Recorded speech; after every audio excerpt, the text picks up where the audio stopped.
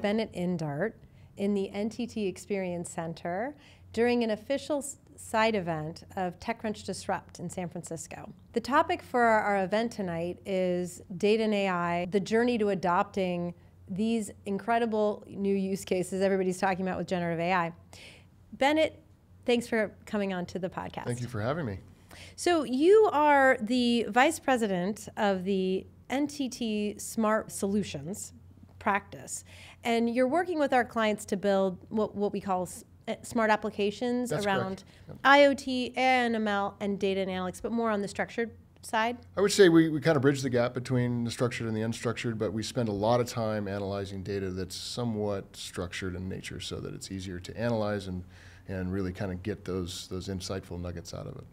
So as everybody's talking about, playing with ChatGPT and putting their press releases in ChatGPT and their emails and getting their kids to write their college applications in ChatGPT, has it had any effect on the conversations you're having with clients and executives on data and analytics and smart applications? Certainly. They're asking how they can utilize some of this new tech, and it's very innovative. It's really out there, right? And a lot of them are also a little bit, and we'll talk about that today on the panel, a little bit kind of concerned about the cybersecurity and things that come with lots of data and AI.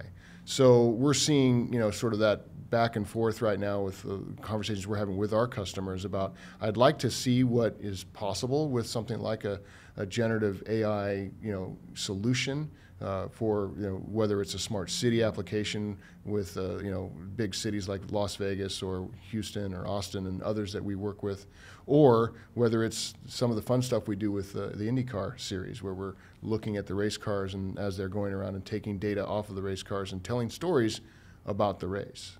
So what does it mean to have so many sensors now? I mean, if you think about all of the cams in the cities, you think about autonomous vehicles here in San Francisco, we're seeing that happening. But just in general, the idea that pretty much every organization is thinking about data-driven applications and how to use these smart sensors and video feeds to do all kinds of exciting new things. Yeah, I think, data proliferation is not new, right? It's been coming. Everybody's saying it's coming. It's been here for 20 years. We've been creating data with the ERP systems that we have, all of the machine-to-machine learning that we're doing, and then IoT just completely exploded that into the stratosphere. So we have data whether we're using a personal device like an iPhone, or we're in our cars communicating with streetlights in a V2X type of manner. So there's data everywhere. And with that, it's really, really important to have and consider things like privacy, to consider security, and also to consider one of the things that we'll talk about today on the panel as well is the ethical and responsible use of that data and with these generative AI models as well. Taking the example of the city of Las Vegas that you've been working with for years now on all kinds of smart applications the city can develop with data-driven applications, I would say, or IoT-driven. Right, absolutely. How have they been thinking about this privacy issue? So, first of all, our solutions provide data to the customers, their data. So we're not consuming the data and we're not doing anything else with it than what the customer wants to do with it. And the customer then has, a lot of them have their own security profiles. They have a chief information security officer with standards and those types of things to keep the data in where it's supposed to be with the eyes that are supposed to look at it. Right, and that includes personal information. That includes, other things around corporate information, which is a concern today with a lot of the sort of open AI and things that you're getting on the internet and people putting data out there. It certainly becomes open to anyone, right, at that point. So it's not private anymore. We're looking at a concept for one of the things that we're doing around smart is the idea of a private, trusted language model. So being able to take the data that we're collecting for a customer on a customer's behalf around their environment, whether it's a city or a venue, or even some of the things we're doing around sustainability today, we're collecting greenhouse gas emissions data for companies. But a lot of that's private, and they want to keep it private. So being able to keep that model as a private but trusted kind of data set, and then operating on it like you would just a typical large language model scenario where you have a bot ask it a question, it mines the data, it's your data, it's trusted, it comes back with an answer, but that answer you can trust because you know it's your data that it's mining. It's not collaborating or kind of dirtying the data with all of the other data that's out there on the internet. So we have many executive visitors that come into the Experience Center are wanting to go on this journey, bring it to their leadership teams. In your opinion, what is a piece of advice that you can offer about how to start having the question about the prioritization of different use cases or smart applications that they could build? So to me, it starts with the use case. And a lot of times there is a collaboration between the IT part of the house and what we call the operational tech or OT part of the house. So if you're a manufacturer, your IT provides all the systems that operate your back office accounting and maybe your security systems and all of those types of things. And the OT operates the shop floor, and that's the robotics, everything that makes whatever you're making as a manufacturer.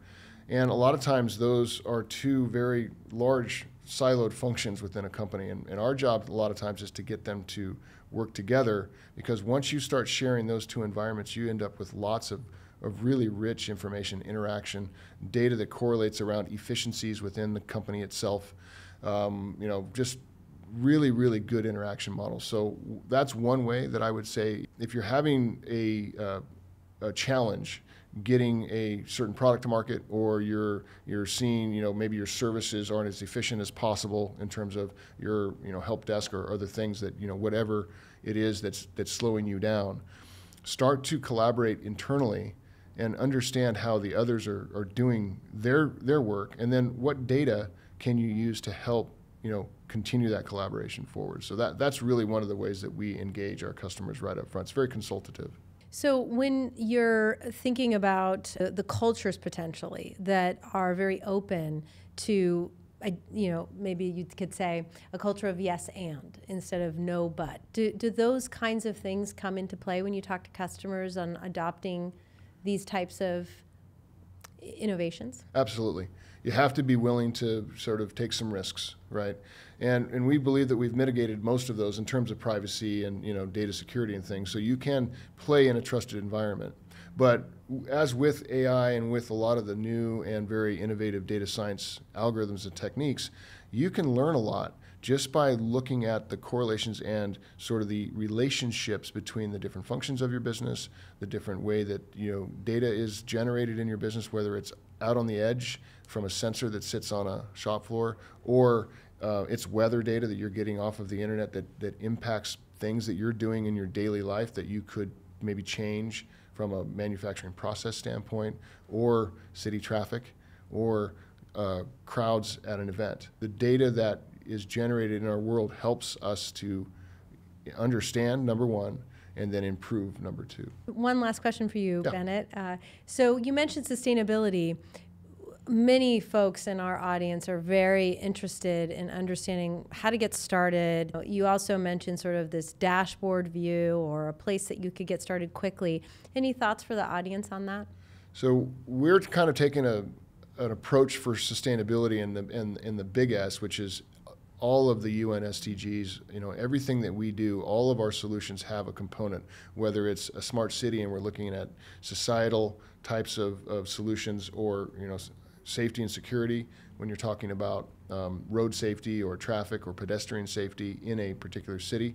We also have devised a solution that starts fairly simply for companies that are looking just to understand their greenhouse gas emissions, and starting from where am I today, understanding the data that they're consuming from an energy standpoint around whether it's one office or 50 plants, collecting that data, and then calculating the carbon footprint from all of that, whether it's under a scope 1, which is direct, scope 2 is kind of an indirect ecosystem, and then scope 3, which is all indirect, and understanding how your carbon footprint sits today. And that's the on-ramp. And a lot of companies have made statements publicly that they're going to be carbon neutral by a certain date.